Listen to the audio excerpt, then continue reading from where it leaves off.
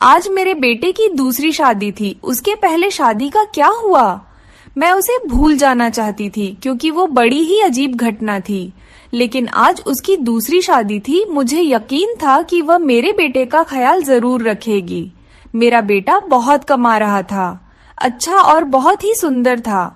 वह इस परिवार का एकमात्र वारिस था। सभी उसे प्यार करते थे, इसलिए किसी को भी यह बात अजीब नहीं लग रही थी कि उसकी दूसरी शादी इतनी जल्दी हो रही है। पर मेरा दिल धक धक कर रहा था। रात जैसे जैसे नजदीक आ रही थी, मेरा दिल भी उतनी ही तेजी से धड़क रहा था और मैं चिंतित हो रही थी। मेरी बेटी को भी इस बात का पता था और वो भी मेरी ही तरह चिंतित थी। वह बोली कि अगर आज भी ऐसा ही हुआ तो फिर क्या होगा? मैंने कहा, अपने मुंह से कुछ अच्छा निकालो। मैं पहले से ही चिंतित हूँ। अब तो सभी मेहमान भी आ गए हैं। पिछली बार देश में एक महामारी के कारण इतने लोगों को आमंत्रित नहीं कर सके थे, लेकिन इस शादी में सभी रिश्तेदार बहुत उत्साह के साथ आए थे। इसलिए लोग पिछले शादी के बारे में ज्यादा नहीं जानते थे और यह भी नहीं जानते थे कि ऐसा क्या हुआ कि उन्हें फिर से शादी करनी पड़ी। मेरा बेटा भी खुश था, कोई समस्या नहीं थी, क्योंकि उसकी यह पत्नी पहली पत्नी से कहीं ज्यादा खूबसूरत थी और उम्र में भी छोटी थी, तो उसे तो खुश होना ही चाहिए था। सर्दी का मौसम था, ज्यादातर मेहमान घर में ठहरे हुए थे। समारोह बाहर हो रहा था, नाच गाना चल रहा था, लोग आपस में हंसी मजाक कर रहे थे। मैंने अपनी जेठानी से कहा, दुल्हन दूसरे शहर से आई है, बहुत थक गई होगी। मुझे लगता है उसे दूल्हे के कमरे में नहीं भेजना चाहिए। मेरी जेठानी ने कहा, तुम्हें क्या हो गया है? उनकी अभी अभी शादी हुई है और तुम हो कि उनकी रात खराब करना चाहती हो। मानती हूँ शादी ब्याह में थकावट हो ही जाती है, लेकिन नया खून है, कॉफी सॉफी पिला दो, फ्रेश हो जाएंगे और फिर सुबह रिसेप्शन भी तो है। मैं बोली, वो थक जाएगी बेचारी। मेरे जेठानी ने कहा कि आजकल कोई भी इतना नहीं थकता। लड़कियों को तो अपनी शादी का बहुत शौक होता है। उसे अपने बेटे के कमरे में भेज दो। अब रात के 12 बज गए हैं, सुबह उठकर तैयार भी तो होना है। मुझे नहीं पता कि तुम इतना टाइम क्यों लगा रही हो। सभी रस्में हो चुकी हैं, हर कोई नाच गाकर थक गया है। बेचारी दुल्हन भी कमरे में जाना चाहती है। मेरी जेठानी तो वैसे भी बाल के खाल निकालने में माहिर थी, सबसे बड़ी थी, इसलिए सोचा इनसे सलाह मशवरा कर लूं। लेकिन उन्होंने मुझे ही अपनी बातें बता दी और फिर उसने खुद ही कहा कि अब वो दुल्हन कमरे में जाएगी। दुल्हन को कमरे में ले जाया गया। बाकी सबको कमरे से निकालकर मैं थोड़ी देर दुल्हन के पास ही बैठ गई। मैंने कहा, बेटा, तुम अपने परिवार में सबसे बड़ी हो, तुम बहुत ही धैर्यवान लड़की हो, इसलिए मैं तुम्हें पसंद करके आई थी।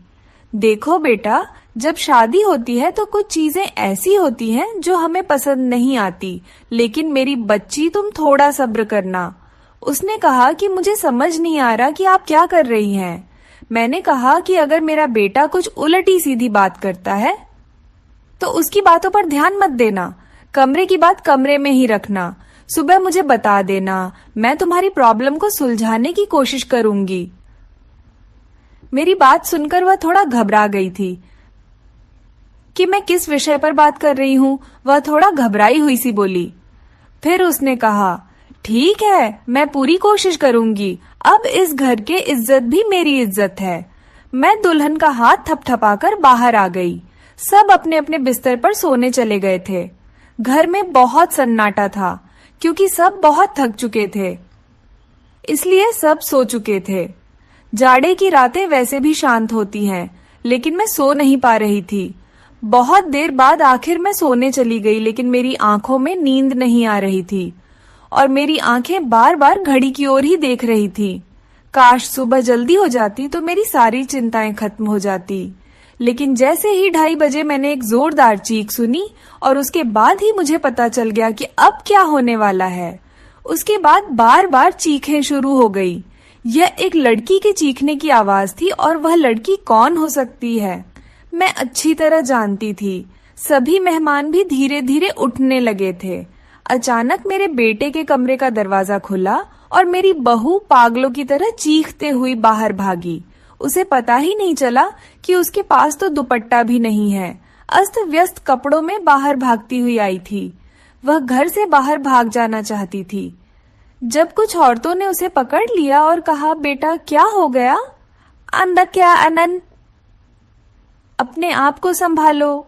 सब उसको संभालने लगी, लेकिन वो बेहोश हो गई थी। जब कोई बेहोश होता है तो उस पर पानी के छींटे वगैरह मारे जाते हैं, लेकिन मेरी बहू तो पानी के छींटे मारने पर भी होश में नहीं आ रही थी। उसका पूरा शरीर ठंडा पड़ गया था। उसे फौरन अस्पताल ले जाया गया। मैं उसे अस्पताल ले जाना नहीं चाहती थी, क्योंकि फिर से वही तमाशा बन जाता, लेकिन और कोई चारा भी नहीं था। बेचारी बच्ची किसी भी तरह होश में नहीं आ रही थी। उसके माँ बाप को भी बुला लिया। उन्होंने भी एक दूसरे के कानों में बातें करनी शुरू कर दी। पता नहीं हमारी बेटी को क्या हो गया है, पता नहीं उसके साथ क्या सलूक किया है। वह सब लोग मुझे अजीब सी नजरों से देख रहे थे। सवाल ही सवाल थे हर तरफ, और मैं बेचारी परेशान सी हॉस्पिटल में घूम रही थी। मैंने घर आकर अपने बेटे से पूछना चाहा कि अब उसने क्या किया है, तो वह कमरे में ही नहीं था। उसका फोन भी बंद था। कमरे की हालत तो बिल्कुल नॉर्मल थी। कोई भी ऐसी हरकत नहीं लग रही थी कि जैसे कोई चीजें टूटी होती या उसने अपने वीवी पर हाथ उठाया होता। लोगों के सवालों से बचने के लिए शायद मेरा बेटा अरविंद कहीं चला गया था। फिलहाल तो मुझे बहू की फिक्र थी। मैं अस्पताल वापस आ गई। 2-3 घंटे में अस्पताल वालों ने मेरी बहू को छुट्टी दे दी। मेरी बहू हमारे घर नहीं आना चाहती थी। वह बहुत ज्यादा घबराई हुई थी, लेकिन उसके माँ ने उसे समझाया कि तुम्हारी ससुराल ही चलते हैं, नहीं तो लोगों को मैं क्या जवाब दूंगी। लोग तरह तरह की बातें बनाएंगे।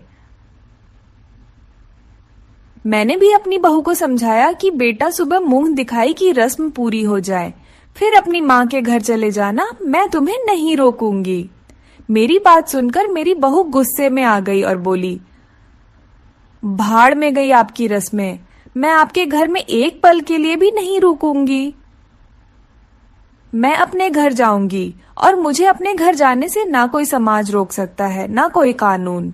मैं एक पढ़ी लिखी लड़की हूँ और मुझे अपनी जिंदगी अपने तरीके से जीने का हक है।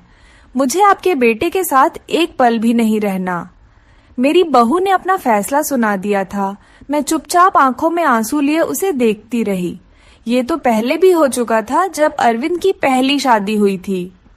मेरी पहले बहू के साथ भी वही हुआ था। वो मेरी पसंदीदा लड़की थी, वो मेरी बेटी की दोस्त थी और वह उसे बहुत पसंद करती थी।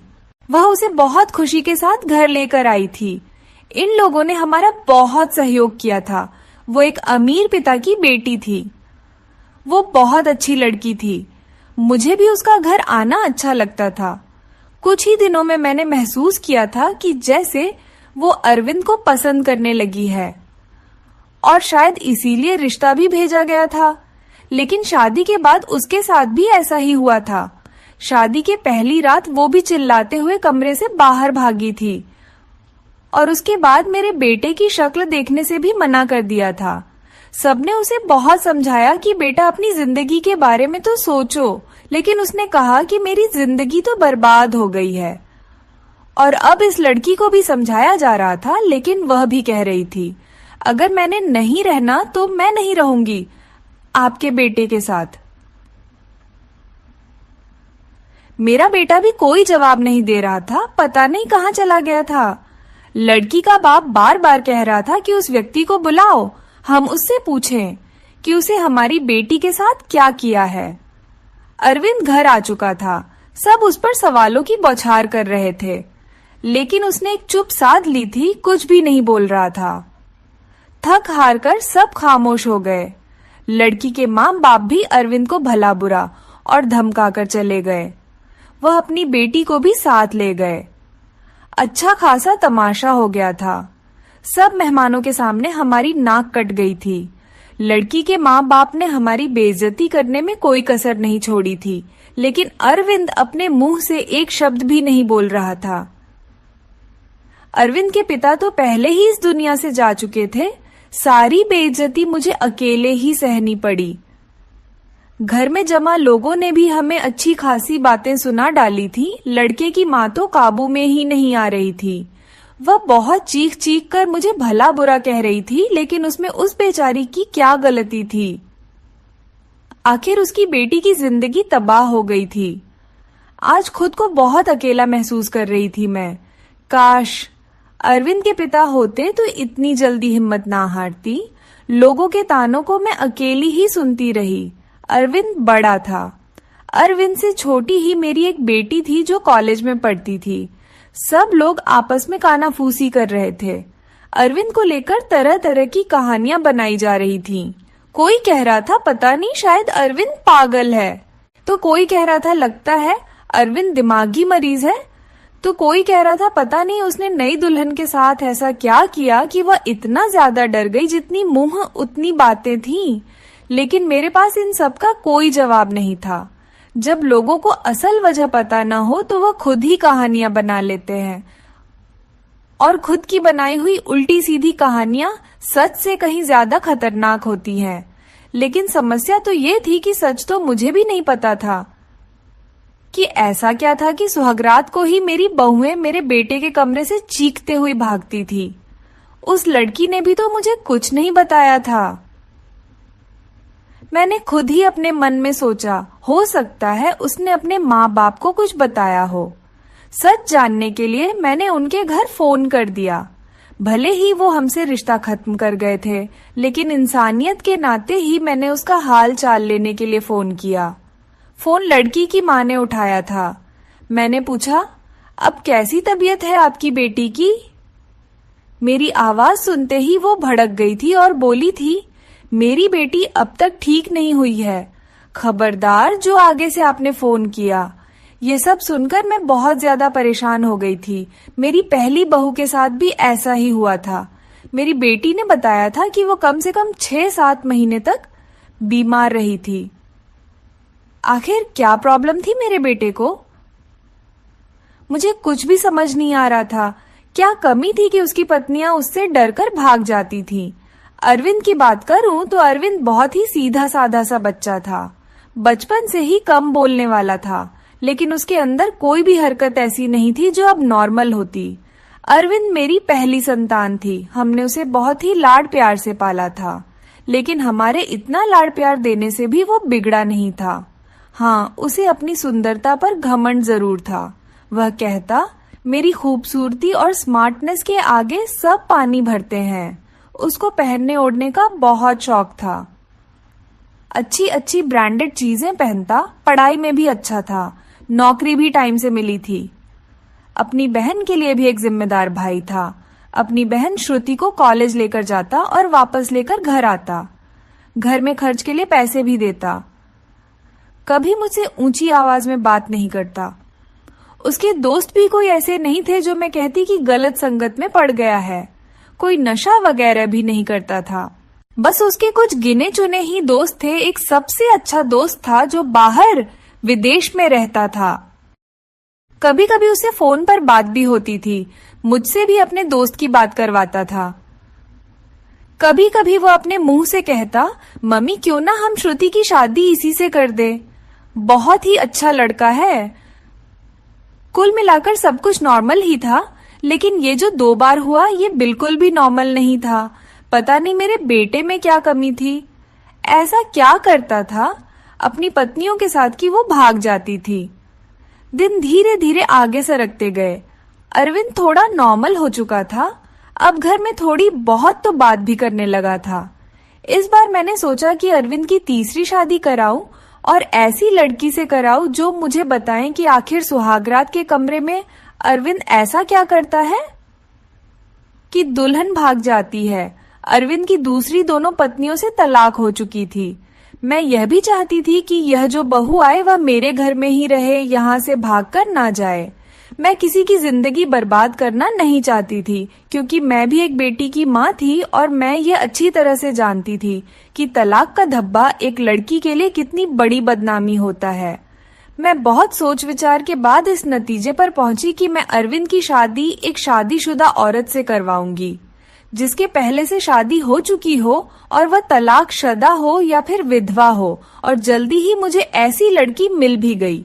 लड़के वालों को भी शादी की जल्दी थी, इसीलिए उन्होंने भी ज्यादा छान भी नहीं की। लड़की कम उम्र थी लेकिन बहुत ज्यादा सुंदर नहीं थी, बस वह ठीक ठाक थी। दुबली पतली और सामान्य से नाक नक्शे की लड़की थी। मैंने लड़की वालों को बताया कि मेरे बेटे की एक शादी हो चुकी है और मेरे बेटे की पत्नी कुछ समय ही रही, फिर वो छोड़कर चली गई थी। थोड़ा बहुत झूठ बोलना पड़ा क्योंकि सच बताने की स्थिति में मैं बिल्कुल नहीं थी। लड़की वाले शादी के लिए राजी हो गए थे। मैंने अरविंद को लड़की की फोटो दिखाई तो उसने शादी से साफ इनकार कर दिया। बोला, मुझे नहीं करनी शादी, इतनी आम से शक्ल सूरत की लड़की है, मुझे इससे शादी बिल्कुल नहीं करनी। अरविंद की बात सुनकर मैंने उसे डांटते हुए कहा था, चुप हो जा, जिस तरह की तेरी हरकतें हैं उन हरकतों के चलते तो तेरी कभी भी शादी नहीं होनी चाहिए। लेकिन मैं एक माँ हूं ना, इसलिए सोचती हूँ कब तक बैठी रहूंगी और तेरा ध्यान रखूंगी। मेरे जाने के बाद कोई तो ऐसा हो जिसके साथ हो तू अपनी जिंदगी गुजार सके। बोलते बोलते मेरी आंखों में आंसू आ गए। मेरी आंखों में आंसू देखकर अरविंद चुप हो गया, शादी के लिए रजामंदी दे दी और उठकर कमरे में चला गया। कहीं ना कहीं अरविंद के दिल में चोट जरूर था। वह मुझसे नजरें चुरा रहा था, लेकिन इस बार मैंने भी तय कर लिया था कि मैं सच जानकर रहूंगी। मैंने पहले ही सोच लिया था कि इस बार मैं लड़की को अपने भरोसे पर ले लूंगी, लेकिन उसे यह नहीं बताऊंगी कि पहले उसकी पत्नियां डरकर भाग गई थी। उसे प्यार से समझा दूंगी, उसे भरोसा दिलाऊंगी कि अगर कुछ ऐसी वैसी बात है तो मुझे बताए, मैं उसकी समस्या का समाधान करूंगी। पर इस बार शादी का प्लान बहुत ही सादगी से करने का था और फिर मैंने बहुत ही सादगी से अरविंद की शादी कर दी। लड़की का नाम रश्मि था, बहुत ही प्यारी बच्ची थी। मेरी बेटी ने मना भी किया था कि मम्मी रहने दें, भाई को भाई के हाल पर छोड़ दें, लेकिन मैंने उसे समझाया था कि बेटा, हो सकता है तेरे भाई के साथ कुछ मसला हो जिसे सुलझाना हमारा फर्ज है। खैर, शादी निपट गई। इस बार मैंने ज्यादा मेहमानों को नहीं बुलाया था। घर में कुछ ही मेहमान थे जो कि मेरे रिश्तेदार नहीं बल्कि मेरे कुछ जानने वाले थे। मेरी कुछ सहेलियां वगैरह थे और उनके परिवार वाले थे। रश्मि को मैं अरविंद के कमरे में ले गई। उसे बेड पर बिठाते हुए मैंने रश्मि का हाथ अपने हाथों में लिया और उसे हल्के से दबाते हुए बोली, रश्मि बेटा, तुमसे बहुत ही जरूरी बात करनी है, बहुत ही ध्यान से मेरी बात सुनो। रश्मि आश्चर्य से मुझे देखने लगी कि भला ऐसी कौन सी जरूरी बात है जो अभी करनी है। मैंने रश्मि को समझाते हुए कहा, बेटा, अरविंद इस शादी के लिए राजी नहीं था। बहुत ही मुश्किल से मैंने उसे शादी के लिए तैयार किया है। हो सकता है मेरा बेटा कुछ अजीबोगरीब हरकतें करे, हो सकता है तुम्हें डराने की कोशिश करे जिससे कि तुम उसे छोड़कर भाग जाओ, लेकिन बेटा तुम्हें डरना नहीं है। जो भी हो तुम्हें सब कुछ मुझे बता देना है। बस तुम्हें उसके डराने धमकाने में या उसकी बातों में आने की जरूरत नहीं है। रश्मि ने मेरी बातों को सुनकर हाँ में से हिला दिया था। मैं थोड़ी संतुष्ट हुई थी और रश्मि को आराम करने का बोलकर बाहर आ गई। मैं अपने कमरे में नहीं गई, बहरहाल मैं बाहर सोफे पर ही लेट गई। श्रुति को मैंने उसके कमरे में भेज दिया कि तुम जाओ, सो जाओ, बहुत रात हो चुकी है। श्रुति कमरे में जा चुकी थी, लेकिन जाते जाते उसने कहा था कि मम्मी जी, आप जो भी कर रहे हैं गलत कर रहे हैं। आप भी हर समस्या का हल सिर्फ शादी ही समझती है। आपको किसी की बेटी की जिंदगी को यूं बर्बाद नहीं करना चाहिए। श्रुति जा चुकी थी और मैं सोफे पर लेटी दिल ही दिल में अपने भगवान को याद कर रही थी और दुआ मांग रही थी कि हे भगवान, ये रात अच्छे से बीत जाए। बहुत ही खामोशी थी। ऐसा लग रहा था जैसे तूफान से आने के पहले की खामोशी हो। घड़ी की टिक टिक भी मेरे सर पर हथौड़े की तरह लग रही थी। मैं अपने भगवान को मनाने में लगी हुई थी कि तभी वही हुआ जिसका मुझे डर था। रश्मि चीखते हुए बाहर आई थी और पागलों की तरह घर के बाहर भाग जाना चाहती थी। मैंने जैसे तैसे करके उसे बाहर गेट के अंदर लिया था। मैंने उसे जैसे तैसे समझाकर थोड़ा शांत किया था। वह कुछ बोलने की स्थिति में नहीं थी। जब थोड़ा शांत हुई तो बदहवासी में बोली कि आपको अपने बेटे की पहले मेडिकल जांच करानी चाहिए थी। अगर आप ऐसा करा लेती तो आपको और मुझे यह दिन देखना नहीं पड़ता। रश्मि तो बहुत ही समझदार थी, उसके पास तो कोई दूसरा ऑप्शन भी नहीं था। वह तो हर हाल में इस शादी को निभाने की सोचती, लेकिन रश्मि ने भी इस रिश्ते को नहीं निभाया और वह अरविंद को छोड़कर चली गई। दूसरे दिन रश्मि के घर से फोन आया कि अपने बेटे से कहकर हमारी बेटी को तलाक दिलवा दो, नहीं तो हम यह काम अदालत से भी कर सकते हैं। मैं सदमे की हालत में फोन पकड़े वहीं सोफे पर बैठ गई, यानी कि अब अरविंद को कोई मजबूरी में भी अपनाने के लिए तैयार नहीं था। पहले मैं जो बहुएं लाई थी वह अमीर घराने की और सुंदर पढ़ी लिखी थी, लेकिन रश्मि तो विधवा थी, गरीब घराने की थी और बहुत ज्यादा सुंदर भी नहीं थी। रश्मि को मैंने पहले ही सब कुछ समझा भी दिया था और तब भी वह इतना ज्यादा बदहवास हो गई थी। आखिर ऐसी क्या कमी थी मेरे बेटे में? हम जो जेवरात दुल्हन को देते थे, दुल्हन के घर वाले शादी के दूसरे ही दिन वापस कर देते थे। मैं तो दहेज भी नहीं लेती थी। फिर आखिर ऐसा क्या था कि ऐसे खूबसूरत पढ़े लिखे और अमीर लड़के को छोड़कर भी लड़कियां भाग जाती थी? मेरा दिमाग सोच सोच कर फटा जा रहा था। कैसे पता लगाऊं कि आखिर बात क्या है? अरविंद भी अपने मुंह से कुछ कहने को तैयार नहीं था। जब भी इस बारे में कुछ बात करने की कोशिश करती तो उठकर बाहर चला जाता, मुझे बात करने का मौका ही नहीं देता। लेकिन अब मैं हर वक्त अब अरविंद पर नजर रखने लगी थी, उसकी एक एक हरकत पर ध्यान देती। शायद कुछ तो ऐसा सबूत मिले जिससे मैं सुराग लगा सकूं, सच जान सकूं कि आखिर सच्चाई क्या है। लेकिन उसके हाव भाव से कभी ऐसा लगा ही नहीं कि उसमें कुछ एबनॉर्मल भी है।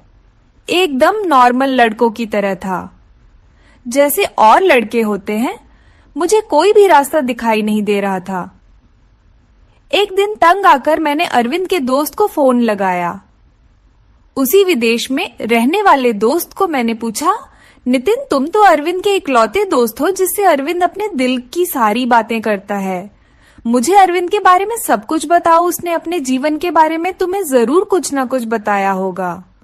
लेकिन यह सुनकर तो मैं हैरान हो गई कि उसने अपने दोस्त को अपने बारे में कुछ भी नहीं बताया था।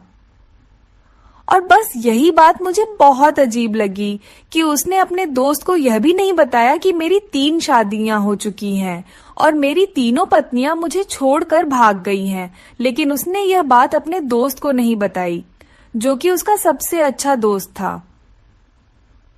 यह मुझे काफी अजीब लग रहा था, लेकिन शायद उसने नहीं बताया हो क्योंकि वह शर्मिंदा होना नहीं चाहता होगा। शादी की रात ही पत्नी का भाग जाना, वह भी 3-3 पत्नियों का। धीरे धीरे 6 महीने और गुजर गए। घर में सब कुछ और नॉर्मल चल रहा था, लेकिन अरविंद को लेकर मैं बहुत ज्यादा परेशान थी। ऐसा क्या था जो दुल्हन शादी की रात को ही भाग जाती थी?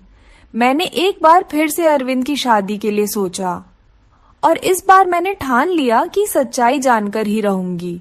इस बार मैंने लड़की को सब कुछ बता दिया, कुछ भी नहीं छुपाया। और लड़की भी किसी ऐसे घर से लाई थी जिसे शादी की सख्त जरूरत थी, क्योंकि ये लोग बहुत ही गरीब थे और उसके घर में उसके 2 छोटे भाई थे। मैंने कहा, तुम्हारे दोनों भाइयों की पढ़ाई की जिम्मेदारी मेरे ऊपर है और शादी में भी आप लोगों को कुछ भी खर्च नहीं करना पड़ेगा। लड़की को तो मैंने राजी कर लिया था, लड़की के माँ बाप भी राजी हो गए, लेकिन मैंने ये बात लड़की के माता पिता को नहीं बताई थी। बस वह लड़की को बता दी थी। लड़की थोड़ी घबराई हुई थी क्योंकि मैंने शादी से पहले ही सारी बातें लड़की को समझा दी थी। पहले तो वो बहुत ज्यादा डर गई, फिर खुद को संभालते हुए बोली कि कुछ भी हो, मैं इस शादी के लिए तैयार हूँ। अगर मेरे थोड़े से त्याग से मेरे भाइयों की जिंदगी बनती है तो उसमें बुराई क्या है? जो कुछ भी होगा उसे सहन करूंगी। और वैसे भी सारे समझौते औरतों को ही करने पड़ते हैं। लड़की, जिसका नाम सुमन था, भले ही गरीब घर की थी लेकिन बहुत ही संस्कारी और समझदार लगी मुझे। दिन ही दिल में खुश हुई कि अगर सुमन मेरी बहू बनती है और मेरे घर में टिके रहती है तो यह मेरे लिए बहुत ही सौभाग्य की बात होगी। संस्कारी होने के साथ साथ सुमन बहुत ही खूबसूरत भी थी। इस बार शादी मंदिर में हुई थी। सब कुछ ठीक था और हैरानी की बात तो यह थी कि रात भी गुजर चुकी थी और सुबह हो चुकी थी। सुबह होते ही मैंने कमरे का दरवाजा खटखटाया, लेकिन किसी ने दरवाजा नहीं खोला। मैं बहुत परेशान थी, कोई दरवाजा नहीं खोल रहा था। थोड़ी देर बाद कमरे की दूसरी चाबी लेकर आई और मैंने खुद ही दरवाजा खोला। कमरे के अंदर का दृश्य देखकर मेरी चीख निकल गई, क्योंकि मेरी बहू बेहोश पड़ी थी।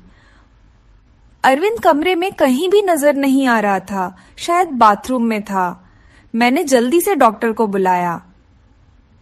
डॉक्टर ने कहा कि वह सिर्फ डर की वजह से बेहोश हुई है। उसके शरीर पर किसी भी तरह के कोई चोट के निशान नहीं है। अरविंद के चेहरे से भी चिंता झलक रही थी। ऐसा लगता था कि जैसे वह भी परेशान है। इन सब हालातों से अच्छे से चेकअप करने के बाद और कुछ दवाइयां देकर डॉक्टर साहब चले गए थे। डॉक्टर ने कहा था कि सुमन को जल्दी ही होश आ जाएगा। अरविंद भी तैयार होकर अपने ऑफिस के लिए निकल गया था। मैं सुमन के पास ही बैठी रही। थोड़ी देर में सुमन ने आंखें खोल दी थीं।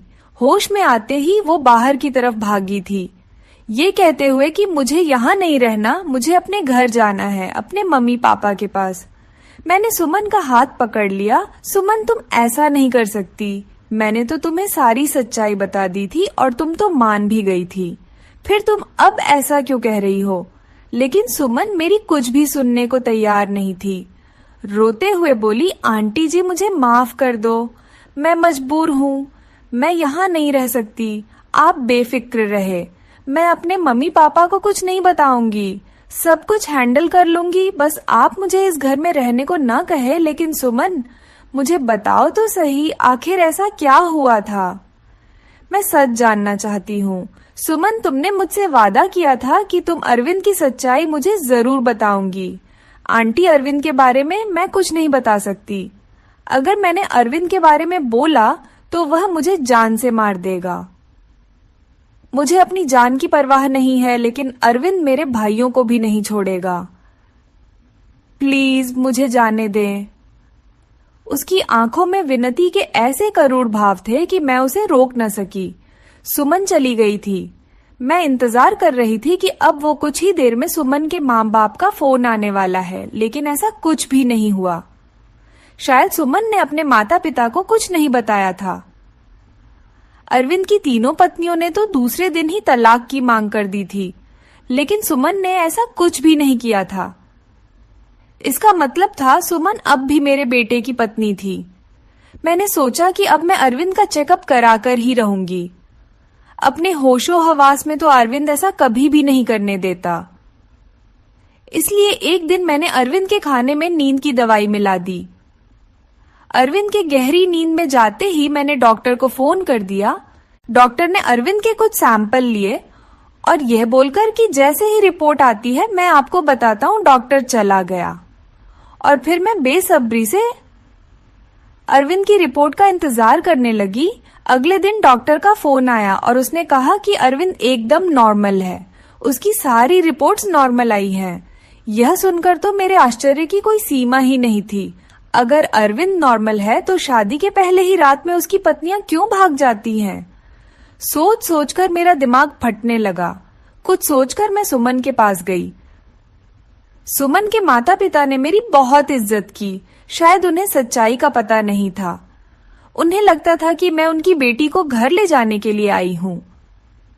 मुझे देखते ही सुमन डर गई थी।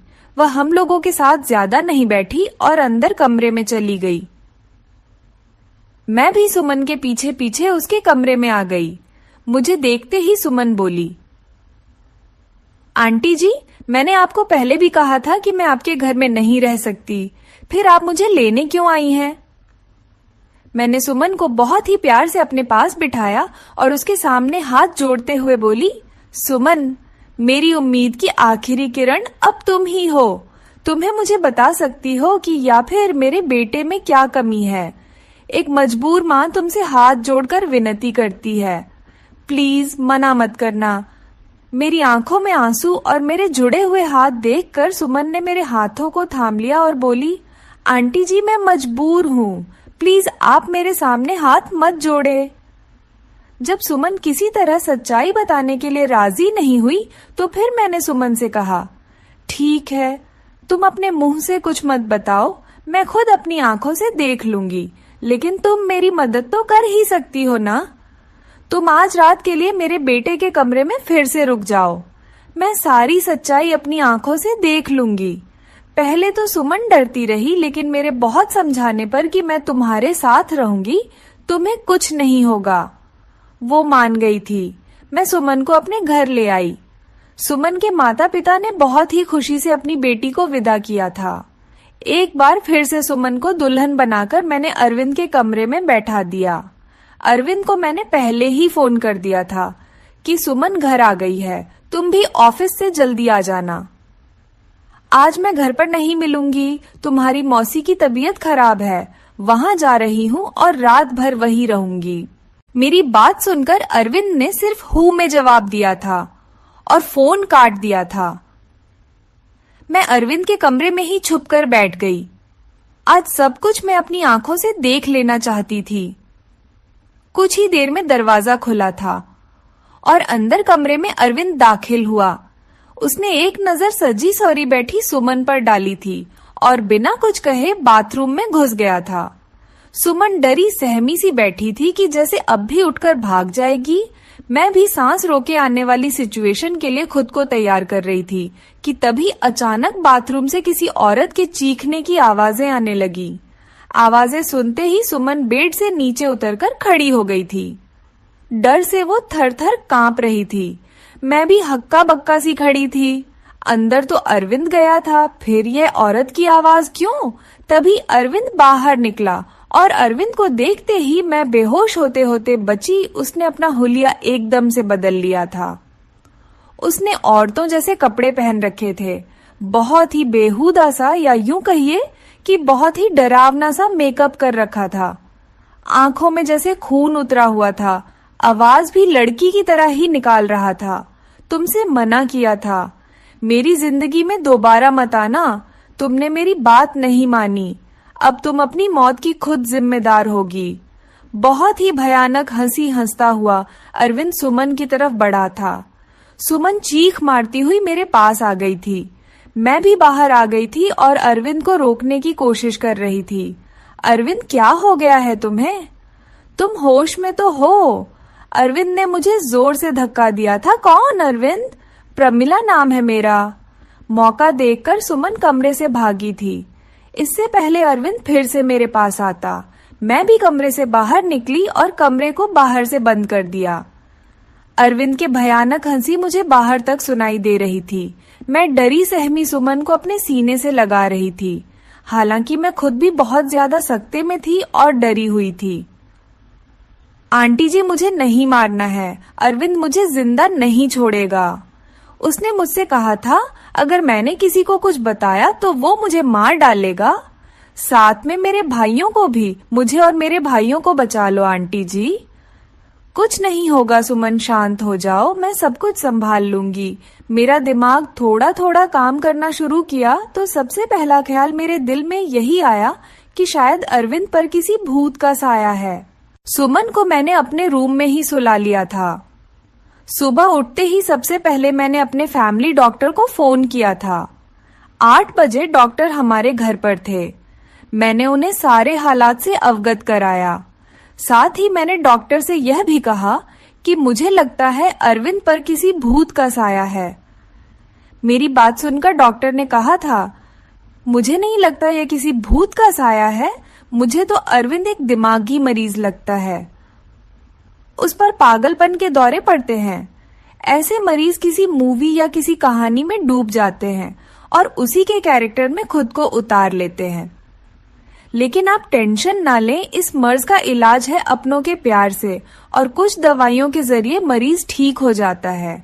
थोड़ा टाइम लगता है बट मरीज बिल्कुल पूरी तरह से ठीक हो जाता है। नई दुल्हन को देखकर अरविंद पर पागलपन के दौरे पड़ते हैं। और ये दौरे अरविंद को क्यों पड़ते हैं? इसका सुराग उसके कमरे से ही मिलेगा। एक बार सुराग हाथ लग जाएगा तो उसका इलाज हम अच्छे से कर सकेंगे। डॉक्टर्स मुझे तसल्ली देकर चले गए थे। सुमन जाग चुकी थी, रात से थोड़ा सामान्य लग रही थी। मैंने उसे नाश्ता कराया। नाश्ता करते हुए सुमन बोली कि मुझे लगता है अब मुझे अपने घर चले जाना चाहिए। सुमन के सर पर प्यार से हाथ फेरते हुए मैं बोली, सुमन बेटा, सबसे पहले तो तुम मुझे आंटी कहना बंद करो, तुम मुझे मम्मी जी कहो। और दूसरी बात, अब यही तुम्हारा घर है। इतना सब कुछ अपनी आंखों से देखने के बाद भी आप ये कैसे कह सकती है? सुमन ने हैरानी से पूछा। मैंने सुमन से कहा, अभी डॉक्टर से मेरी बात हुई है, अरविंद बिल्कुल ठीक हो जाएगा, बस उसे थोड़े से प्यार और थोड़ी सी देखभाल की जरूरत है जो हम दोनों मिलकर उसे देंगे। मेरा यकीन करो, अरविंद बहुत ही अच्छा लड़का है, तुम्हें बहुत ही प्यार से रखेगा। मेरे बहुत देर तक समझाने पर और अपने माँ बाप के हालात को देखते हुए सुमन राजी हो गई थी। मैंने बहुत ही प्यार से सुमन से कहा था, सुमन बेटा, अब तो एक बार मुझे मम्मी जी कहो। और सुमन ने मुस्कुराते हुए मुझे मम्मी जी कहा था, जिसे सुनकर मेरे दिल में ठंडक उतर गई थी। मुझे उम्मीद की किरण नजर आई थी कि मेरा बेटा ठीक हो जाएगा, उसका भी घर बस जाएगा। 10 बजे के करीब अरविंद के दरवाजे पर खटखट की आवाज आई थी। मैंने कांपते हाथों से दरवाजा खोला था। सुमन को मैंने अपने कमरे में भेज दिया था। अरविंद एकदम तरोताजा तैयार खड़ा था। मुझे देखते ही नाराजगी से बोला, क्या मम्मी जी, मेरा दरवाजा बाहर से बंद किसने कर दिया? मुझे ऑफिस के लिए लेट हो रहा है। मैंने एकदम नॉर्मली ही बात की थी। बोली, पता नहीं बेटा कैसे बंद हो गया, चलो तुम नाश्ता कर लो। मैंने उस पर कुछ भी जाहिर नहीं होने दिया। अरविंद ने नाश्ता किया और ऑफिस के लिए निकल गया। अरविंद के ऑफिस निकलते ही सबसे पहले मैं अरविंद के कमरे में गई और उसकी तलाशी ली। मुझे ज्यादा मेहनत नहीं करनी पड़ी। सामने ही बेड पर मुझे कुछ किताबें दिखी। सुमन भी अब मेरे पास आ चुकी थी। सारी किताबें सेम थी। सब किताबों में एक ही उपन्यास था, जिसमें कोई परमिला नाम की लड़की थी। शादी की रात ही उसके पति ने उसे कमरे से धक्के देकर बाहर निकाल दिया था और अगले ही दिन दूसरी दुल्हन ले आया था। प्रमिला धीरे धीरे दिमागी मरीजा बन गई थी। दुल्हन को देखते ही उस पर दौरे पड़ने लगते थे। अब तो किसी शादी में दुल्हन को देखती तो उसे मारने के लिए भागती थी। प्रमिला के ससुराल वालों ने उसे पागल घोषित कर दिया था और उसे उसके मायके भेज दिया था। दुल्हनों को देखकर प्रमिला का पागलपन कम नहीं हुआ था और प्रमिला के कैरेक्टर में ही अरविंद ने खुद को उतार लिया था। मैंने डॉक्टर को फोन करके सारी बातें बताई। डॉक्टर ने कहा कि आप लोग बिल्कुल भी ना घबराएं, मैं कुछ दवाइयां दूंगा और जो उपन्यास अरविंद पढ़ता है वह सारी किताबें आप रूम से बाहर निकाल दें। धीरे धीरे प्यार से अरविंद को समझाना पड़ेगा, उसे प्रमिला के कैरेक्टर से निकालना पड़ेगा। धीरे धीरे डॉक्टर की दवाइयों से और सुमन और मेरी मेहनत से अरविंद ठीक होने लगा था। सुमन अरविंद के सामने सिंपल सी रहती थी, कोई भी बनाव श्रृंगार नहीं करती थी। अरविंद के व्यवहार में बहुत बदलाव आने लगा था। उसकी आंखों में अब मैंने सुमन के लिए प्यार देखा था।